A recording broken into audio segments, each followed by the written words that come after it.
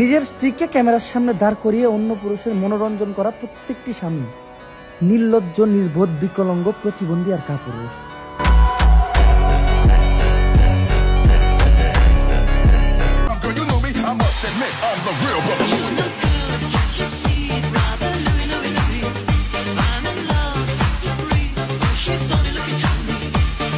তোমাদের একটা link viral হয়েছিল, তোমরা নিজেরা ইচ্ছে করে করেছিল এমন কিছু?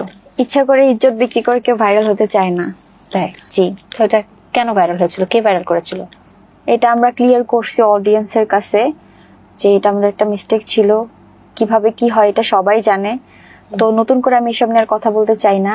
আর এটা তোমাকে বলতেছি, আমি এসব নিয়ে কথা বলবো না, তো এইসব কোয়েশ্চেন কইরো না। আচ্ছা ঠিক আছে, করবো না। একটা পুরুষ কখনোই কোনো নারীকে ব্যাড টাচ করে না, আমাকে ভুল বুঝবেন না। আমি পুরুষের কথা বলছি, কোনো কাপুরুষের না।